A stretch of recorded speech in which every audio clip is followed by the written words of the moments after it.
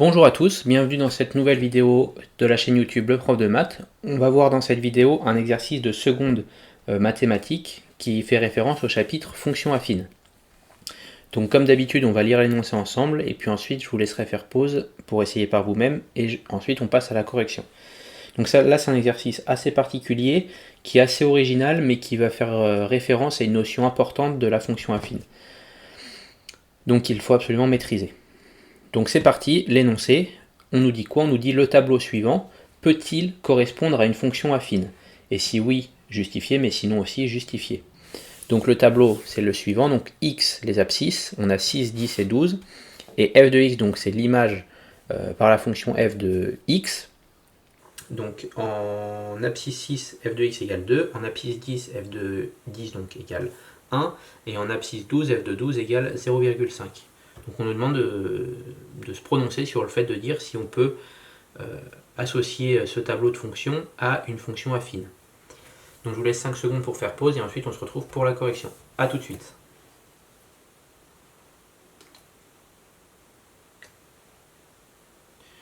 Donc correction de l'exercice. Premièrement, il faut savoir ce qu'on nous demande. Donc qu'est-ce qu'on nous demande? On nous parle d'une fonction ici affine. Est-ce que le tableau correspond à une fonction affine?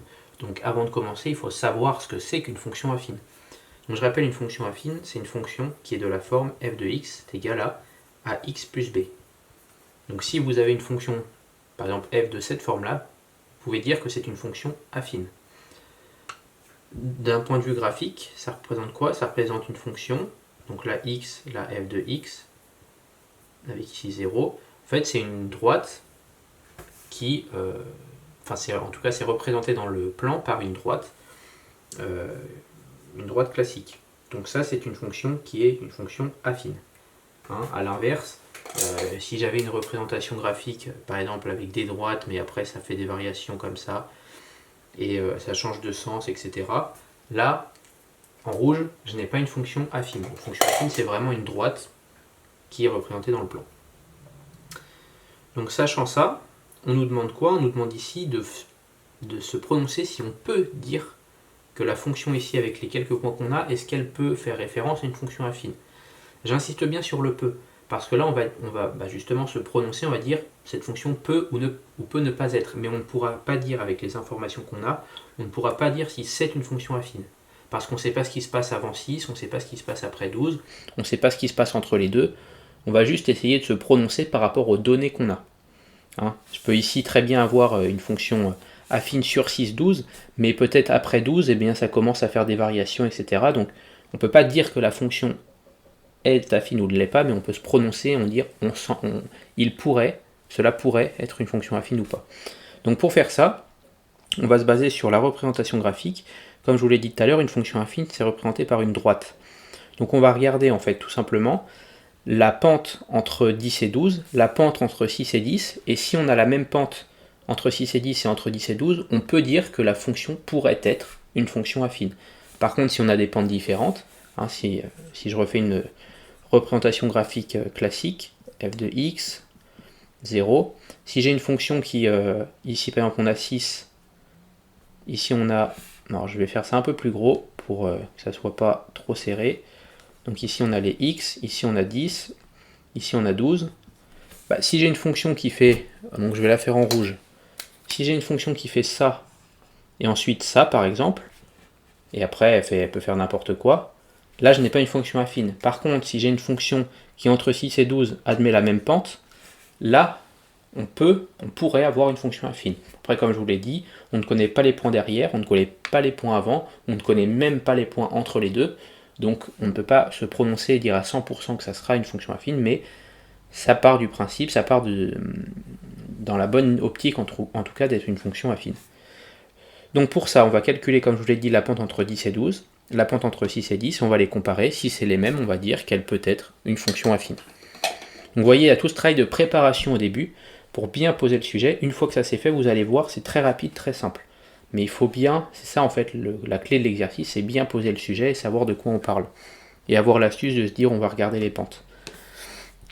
Donc pour calculer la pente on va commencer entre 6 et 10, on va utiliser ce qu'on appelle le taux de variation. C'est quelque chose que vous devez maîtriser.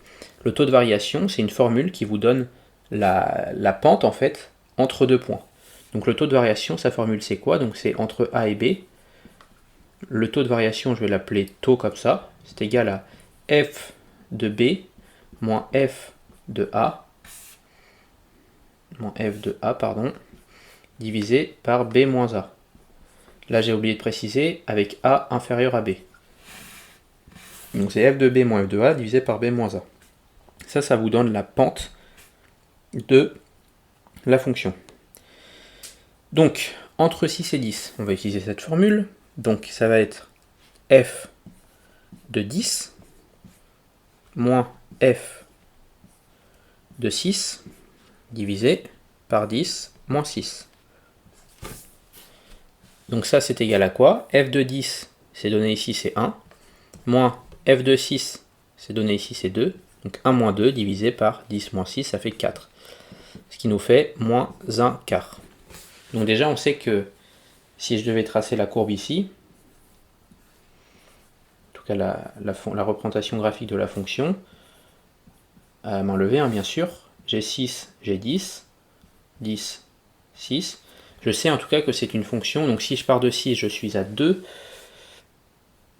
Donc là on va mettre 1, 2, 2, 1. Eh bien c'est une fonction qui est dans ce sens-là, qui est décroissante déjà. Qui est décroissante et qui admet pour pente moins 1 quart. Je rappelle la pente, c'est si vous avez, décidément aujourd'hui on va faire beaucoup de représentations graphiques, mais c'est important.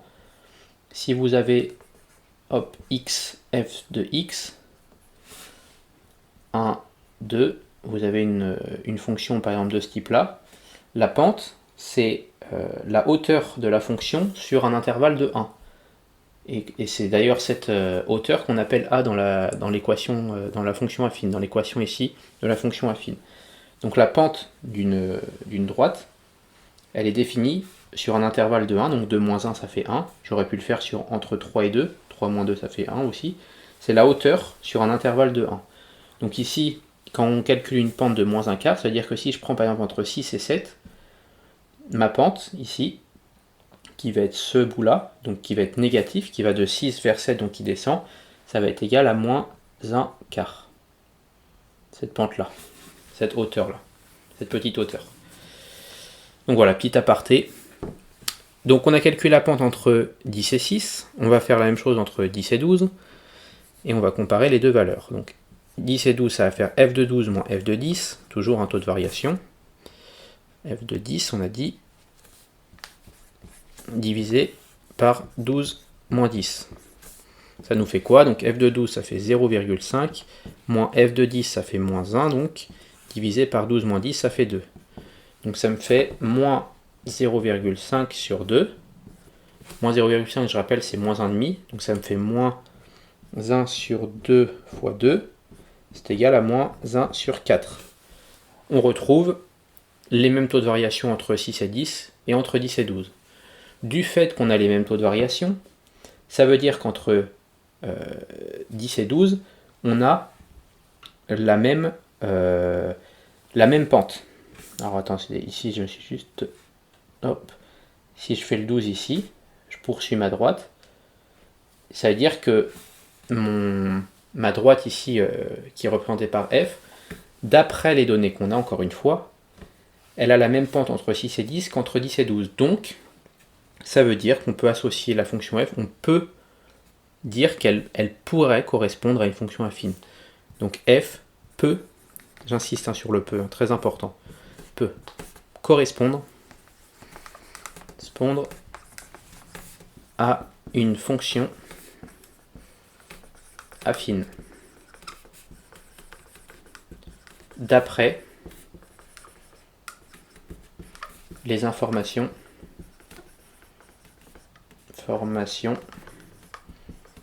du tableau. Donc avec le peu d'informations qu'on a, c'est-à-dire 3 points, 3 coordonnées de points, la fonction f peut tout à fait être une fonction affine. On n'exclut pas l'idée que ça soit une fonction affine.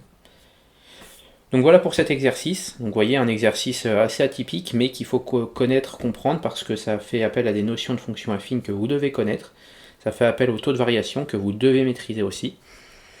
Donc j'espère que tout ça vous a plu. Quand vous êtes arrivé à la fin, en description, premier lien, vous avez une formation de 4 vidéos qui est 100% offerte, gratuite pour vous, où en fait je reprends 4 chapitres du programme de seconde mathématiques. Fonction affine, vous voyez, c'est un des chapitres, moi j'en prends 4. Et dans ces 4 chapitres, j'ai sélectionné un exercice fondamental par chapitre, sur lequel, pareil, je vous mets l'énoncé, puis ensuite j'apporte ma correction avec mes explications. Donc si vous voulez continuer à vous entraîner, à vous améliorer en seconde mathématiques, n'hésitez pas, c'est offert donc dans la description, premier lien, vous avez les 4 vidéos sur les 4 chapitres que j'ai sélectionnés. Et si vous voulez aller vraiment plus loin et avoir une formation complète sur le programme de seconde mathématiques, pour avoir plus d'exercices, plus d'explications, etc., vous allez sur mon site internet qui se trouve aussi en description, leprofdemath.com, et vous y retrouverez donc une formation complète sur le programme de seconde. Donc en fait, j'ai dans ce programme 15 modules. Ces 15 modules correspondent aux 15 chapitres du programme de seconde. Fonction affine, c'est un des modules par exemple. Et dans chaque module, vous avez une vidéo de cours au début qui vous récapitule, qui vous mâche le travail, entre guillemets, qui vous récapitule les notions fondamentales à connaître dans le cours. Par exemple, dans fonction affine, je parle de tout ça. Et ensuite, vous avez donc des exercices pour vous entraîner. Donc il y a plus d'exercices que de cours parce que les mathématiques, si on veut s'améliorer, il faut pratiquer, il faut faire les exercices. C'est d'ailleurs pour ça à chaque fois que je vous demande de faire pause pendant la vidéo, parce qu'il faut pratiquer, il faut essayer de réfléchir avant de voir la correction, parce que vous allez voir, vous allez beaucoup mieux apprendre comme ça. Même si vous n'y arrivez pas, il faut essayer de réfléchir, de prendre un crayon et de faire des ébauches. Donc voilà, vous avez tout ça en description, n'hésitez pas à aller regarder ça. Je vous remercie de votre attention, je vous souhaite, comme d'habitude, plein de réussite dans ce merveilleux monde que sont les mathématiques, et on se retrouve bientôt pour une nouvelle vidéo. Allez, salut à tous!